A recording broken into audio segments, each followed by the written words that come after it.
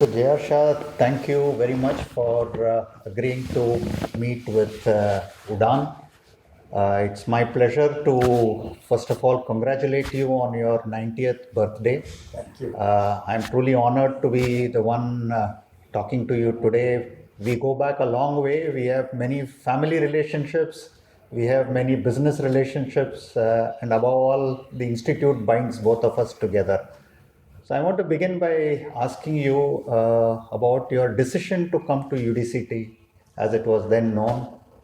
How did that take place? How did the choice of course that you wanted to do happen? Can you tell us a little bit about that? Well, let me tell you, I completed my BSc in Bhavnagar. That was the state of Gujarat at that time, right? And then, naturally, after the BSc, one always looked to study further. And that I came to understand this. There is a UDCT in Mumbai. They give a lot of technical courses. Detail I was not knowing, but nevertheless, I came to Bombay and tried to understand what courses are available. And I filled the form for an admission into this institute. But I was not sure whether I will get an admission because I was not a first class BSc student. I had a so called higher second class marks. But naturally, one should always try. So, normally in the first list, second list, my name did not appear because it was all merit list and I did not qualify for that admission. So I was a bit disappointed. Then decided that there is no point in hanging on to this institute, go back to Bhavnagar and joined MSc in chemistry or something. But it so happened that one of my classmates in BSc in Bhavnagar was a scholar and he got an admission here in textile. So I happened to pay a call on him. So in the recess time, I met him. I said, I came here, but I don't think I'll get an admission, right? He says, you will not get admission in textile, dyes, pharmaceutical, because their marks, you doesn't qualify. But plastic is open. So why don't you take an admission in plastic? Because it is also a technological course. But I had not given choice of plastics in my form. Textile, dyes, pharmaceutical, and finished. If I don't get this, then there's no use, something like this. Then it slightly changed my mind. I said, he said, why don't you do it? So that, but as I, now so much time has passed, admission process is complete. He said, no, let us go to director, we meet him. And I tell you, he was really almost insisted me to took me to K. Venkataraman. And I couldn't speak even, because such a big office director and, you are just like an ordinary student. So he broke the silence. He got this chit. He said he wants to meet you. He took me. He said, sir, this is J.R. Shah. He was my classmate in Bhavnagar. He applied here for the admission in textile, dyes and all that, but obviously did not get it. But now he is willing to accept the admission in plastics. He just spoke on my behalf. Oh, KV said, oh, from where in Bhavnagar? Samardas College. Okay. So you want to join UDCT in plastics? Okay. So the slip which was given, he wrote at the back of the slip, note to that Mr. Rao, there was one Mr. Rao, who was the administrator and looking this. So I went to the Rao. Rao was a little tough. He said, oh, you are from Bhavnagar. You want admission in plastics. I will have to check. Right. Then he said, wait. So I waited for a while. Then he said, Gujarat University, all the seats have been allotted. So there is no vacancy in Gujarat University seat. There is no vacancy here and there. But he said, you are in Bhavnagar, but you wrote birthplace Goga. What is that place? I said, that is at 15 kilometers away from Bhavnagar. It's a small town. This is my birthplace, and it is in Saurashtra. Oh, Saurashtra. Wait. He says, so that you give me a letter right now that although I had applied for UDCT admission, but since I had not given preference for plastic, but now if the seat is available, I may like to accept it. He wrote, make me in writing in this floor itself. So I gave, and then, okay, went down. And then I took the evening train, went to my Bhavnagar native place. As I reached it, telegram came. He says, admission secured in plastics. Join class immediately. Pay so much of fees. Hostel accommodation is reserved. Please join the class quickly. Right? So you can imagine that 24 hours before, I was so disappointed that I did not get an admission. And then I got an admission in plastics. So before I even say yes, I went to a couple of people who were knowing little bit about plastic. He says, useless, no job available, this, then, that is there. And it make me little more confused because 1 month before of this interview, I got married. So naturally, I had double whammy, you know. If I come to study here, at least I have to see that my family, my wife and my parents are there. And I'm not earning, so naturally my parents have to support me for another 2 years for BSc. Somehow the other, I could convince the family, and I came here. Next day, I sent a telegram also that I'm accepting the admission, and I'm joining the class on Monday or something like that. So let me tell you, plastic didn't come with design or choice, it comes by default. And when I joined here, I think it was almost 1 month was over 5 classes. And within weeks' time or 10 days, 15 days' time, at that time, you know, you have a periodic test courses started in that year itself. So first periodic test came, and I was just blind, you know. What do I answer this question? Nothing knowing anything about chemical engineering, you know, these were the common subjects. But somehow or the other, I gathered strength and appeared in exam. I don't know whether what marks I got it was not worth looking at, unfortunately. But as the time passed, and since I got an admission 1 month later, after the classes had started, and by default I got it. That means I was not a scholar, nor I was number 1 or number 2 in the university or class or something. So when I used to go into this KV auditorium, that was our class, okay? I used to feel a little bit uncomfort because all fellows are fellow from Karnataka University, China University, this university, that university, all are scholars. There was hardly anybody who is so-called second class, any higher second class.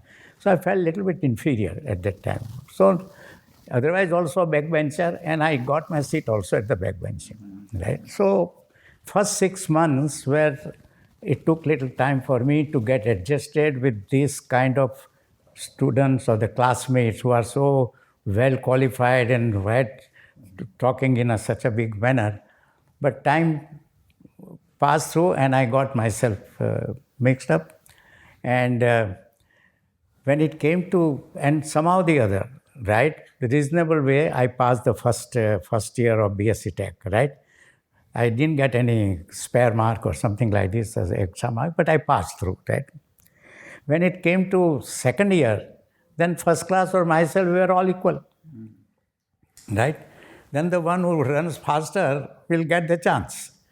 And it was in the second year that I really got myself very much involved in the study, and both in terms of courses, both in terms of attending lecture, both in terms of getting something better than myself.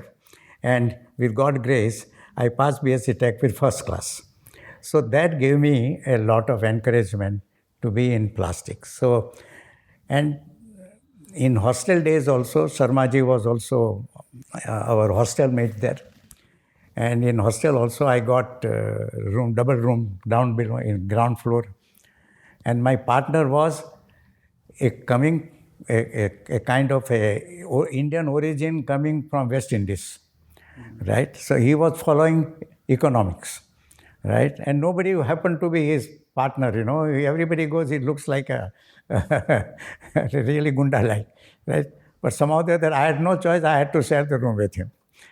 So anyway, that was a good experience. And then I also took part in the hostel administration committee, right? And got a responsibility because when I passed my BSc Tech, right, with a first class, I got a little more enthusiasm in myself that at least I'm somebody from UDCT and passed with first class. So that gave me my confidence building, etc. So that was the first part. The second thing is that you do not get a job, so you have to apply here and there. I did apply to here and there, but nothing happened. But it so happened that 2 months later, right, you used to come to UDCT, because professor tell me which job is there, you apply there, you do this, that. N.R. Kamath was our professor, he used to give a guidance. Then I saw my name in the list of industrial training. The students who have not been pursuing further study and they want to apply for a job, they can get the opportunity to go for the industrial training. And because I was first class, Standard Vacuum Refinery selected me for the industrial training in refinery operations. And then I got the industrial training, apprentice industrial training. At that time it was started. And they say that it is no job guarantee. It was only the skill development or only some training so that you can get a better job. So in Stanway Refinery, I was told that don't expect job here. We will not be able to give you job, but we'll learn whatever best you can and then try your luck elsewhere. So it was a good experience to run into the petrochemical plant, petroleum processing plant. And there was a small plant there, catalytic polymerization. So the low molecular product, they used to polymerize it and then blend with the gasoline. So they say, you are a polymer man, you go to this plant and then do whatever it is, take the sample and test it. So that is how I started my so-called first career. But after 5-6 months, I got a job in Chika Limited. And thanks to Professor Kamath, right? Because Chika people came to UDCT and they say, we want some good salespeople. So Kamath says, yes, I have got one Bania. He is good for sales only. And he said, you go and meet somebody. I went there and by God's grace, I got a job there. So that was my first job. And somehow the other, I still wanted to stay in Mumbai because the job was there, but where to stay? Right? I had not enough money to go for a paying guest or something like this, So I had to study. So I went to Professor Kamath. I said, I want to study MSc Tech. He said, how can you do that? You want to serve and you want to study? I said, sir, I have certain requirement. Number one, I'm married, right? So I have to do the job, earn something, support the family down. But I have desired to study so that if you can help me out. He found the way. He said, I will give you the admission as an occasional research student. We will decide your subject matter for the MTech subject matter. You do it. And after you have done some preliminary work, etc., then either me or Putnis, somebody vacancy dies, then we will perhaps register you for the MSc. So I was registered after 8-9 months under MSc and completed my MSc Tech. So thanks to Professor Kamath that I kept on serving on one hand, right? And when I got the degree of MSc Tech, Raghavan, right, I was very strong. 2 years experience in business and Master of Science Technology. So naturally, whenever I used to go and meet the customer, they used to respect me with a great thing. So that is how my career started being molded, right? From plastic, which was unbelievable, and nobody select the plastic, but I made it really a success for my business. And Chika service which I got it, right? I got this, my division was plastic, and with the result, because my chemistry was little good, so I could kept on selling and participating in all kind of performance chemicals. That is how I could build the career in Chika. So it was also a coincidence that at that time, after that, the plastics industry really. Right, and plastic industry was going into. I will also give you a couple of other anecdotes. You see, you still want to get a job. Before I got a job in Chika, Kamath Sahib told me that you go polystyrene plant was just started. When I was in first year, polystyrene plant was licensed. Polychem polystyrene plant was licensed. And we had Dr. S.M. Shah here, who was the reader in chemical engineering. He left UDCT and joined as a process engineer or as a manager in the Polychem. But the Polychem was run by Mr. D.M. Trivedi, father of Prakash Trivedi. So Kamath Sahib said, "Dear sir, you go and apply there." So I had applied it. And D.M. Trivedi interviewed me, right? He says, "Okay, we can give you some salary, some few hundred rupees or something like this." "Sir, I am a BSc Tech. Right? It makes no difference whether it's BSc or BSc Tech. We are in industry. You must work." So I was a bit disappointed.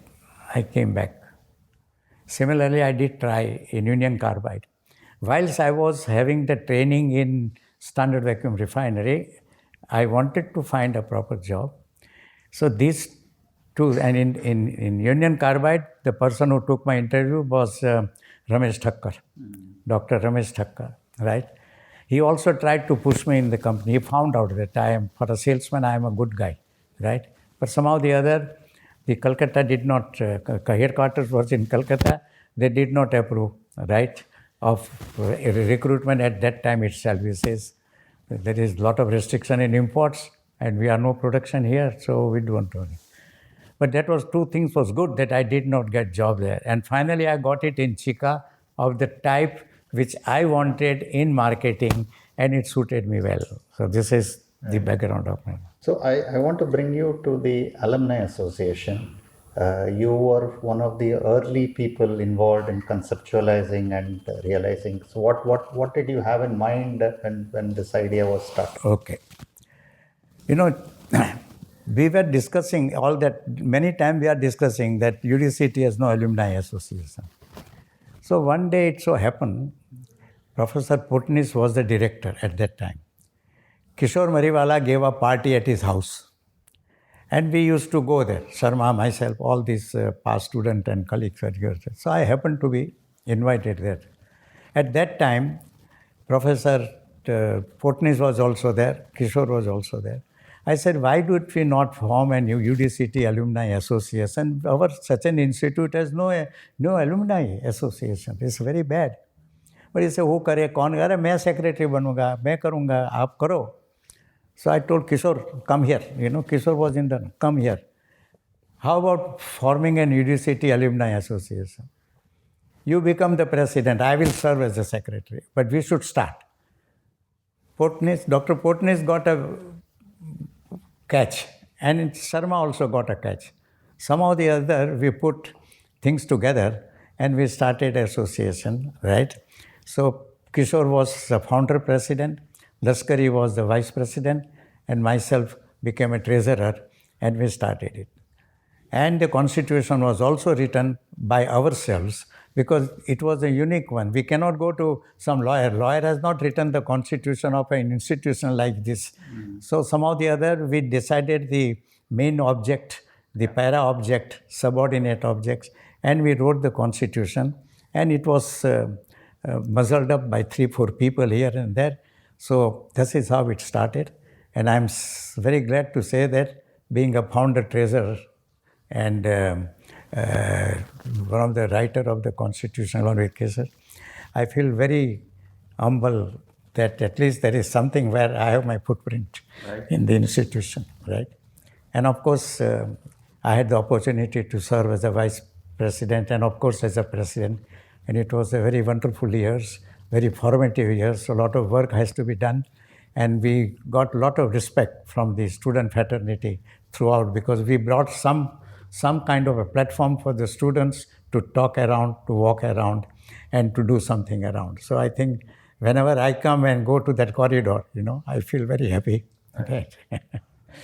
But thanks to M.M. Sharma, who gave a lot of support to us, right? I mean, because we are of same age, right? We used to have a first-person relationship with most of them. So it was very easy to work out. What is your kind of a dream for the association? I know that you have been associated in an informal advisory capacity with the association till date.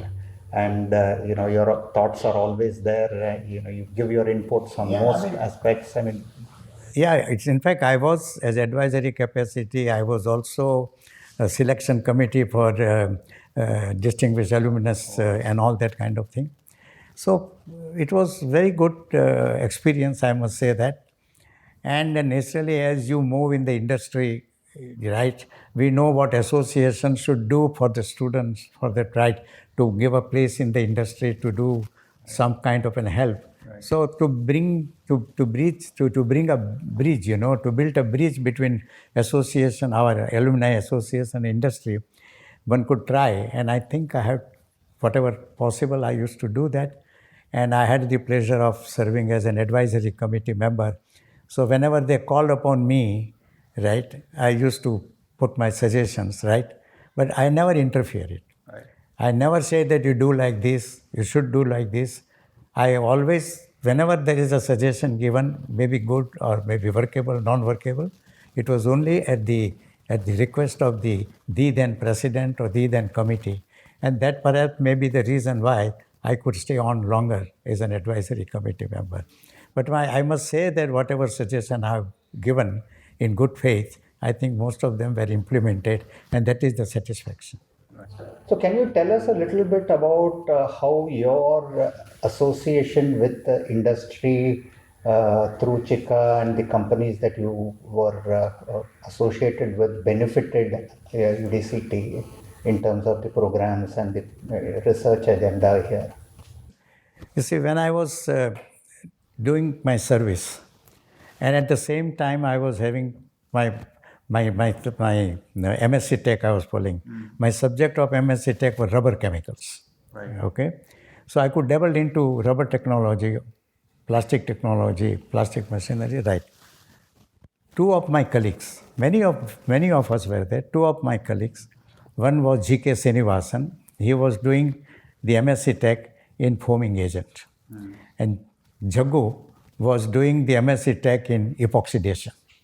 Right. So Jaggu was given a problem to do the epoxidation of vegetable oil. Generally, soybean oil is used as a base for epoxidation because of the chemical structure of double bond. Right in the acid chain. So you always get a good epoxy number when you do the epoxidation. But in groundnut oil is only oleic acid, so it's only a single one.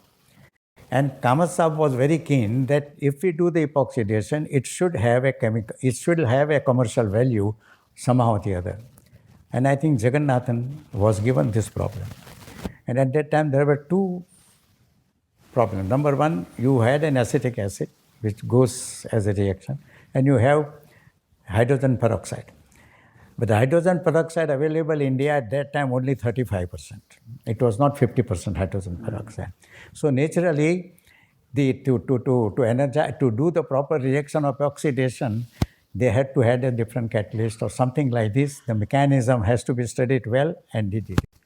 And fortunately, Jaggu was successful under Professor Kamath to make epoxidized vegetable oils based on peanut oil. Peanut oil. So you get the epoxy number not more than 4.7, 4.5. While if you have a soybean oil, you get an epoxy number 6.2. So lower epoxy number, but at the same time, it has a lower iodine value also. So that was a virtue. Now, where the thing came, since I was in the industry, I was selling the product for the PVC industry, and Jagannathan developed that product which goes as a plasticizer in PVC industry. So I took right from his half a kilo or 100 gram sample in laboratory and went on evaluating it with the people in the industry, because we did not have the facility to evaluate this product on an application basis. Which I took that, went to the laboratory of our customer and karke application. Then he gave me 1 kilo. I did it that. Then he gave me 5 kilos. Right when the 5 kilos were given and the consistency was established, then I said that now we must find out how this product stands internationally, okay, against soybean oil. So I had a very good connection because I was the agent. I was working in the company Chica as an agent of Siba Gaigi. And Siba were one of the supplier of this epoxy plasticizer. So I said, you taste this Indian product. He said, why do we taste this Indian product? You have to sell our epoxy plasticizer. Then I used a sort of a realize that, look, gentlemen, import license would not allow import of all this, and 60-70% duty on chemicals will not be there. But we want to sell our product, that is your tin stabilizer. And tin stabilizer always goes along with epoxy plasticizer. So if this plasticizer works well with your tin stabilizer, it may give me a kind of a boost, right? It will help you. And somehow the other, it went into his convinced. He tested this. The gentleman was coming here, very good technical person. He was also chemist doctorate. So he tested this product and he evaluated this Jagannath, this product, and the approximately came out fairly well standard, and it is acceptable commercially. So it is left at that time. Okay. Finally, some years later, we had a student, one Mr. N.C. Patel, working in oil department, oils and fats. He took that thesis and further make it semi-commercial to commercial in Indian vegetable products. So Indian vegetable products made the first epoxy plasticizer based on peanut oil, groundnut oil, and I was appointed as a selling agent for that, and we commercialized it in such a good manner, right, that it becomes a commercial product, right? So I also find some satisfaction that I got a product to the industry, again developed in this institute, and none other than my own friend and colleague, right? So, and then Indian vegetable products, which was a Tata company, now they were taken by the another group of people, and then the soybean oil started coming in.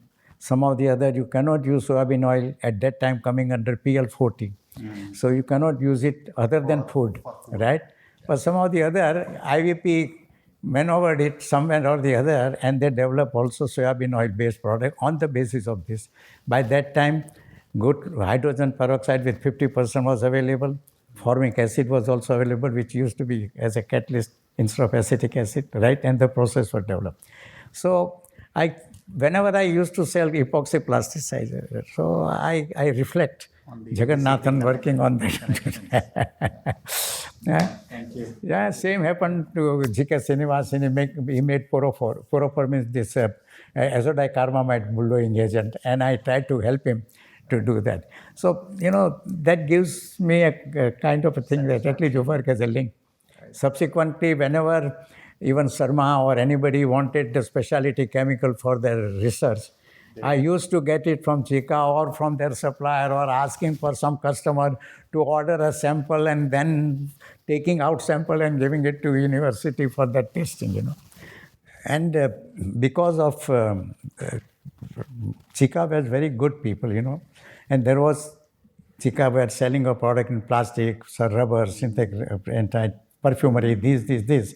And I had the opportunity as a chemical manager to dabble with all association, all the product research, and it made me more acceptable in the industry, So that was a thing which I worked very well.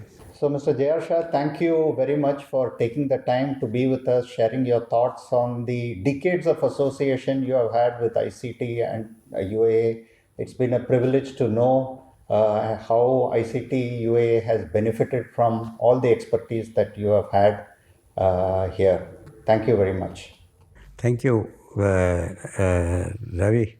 Right, let me tell you, when UDCT transferred into the autonomous body, right? Professor J.B. Joshi was the director. And I was happy that he invited me to be the member of the first board.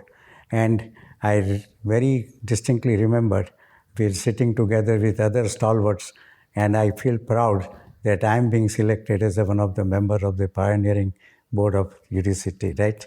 So whatever contribution I do it in terms of writing these constitutions or the framework of the administration of the independent institute, I think I had the pleasure of participating in that event, in that exercise as well. So anyway, it is nice pleasure to meet you, all of you, Thank and you to do thank that. you. Role. Thank you very much, sir. Thank you.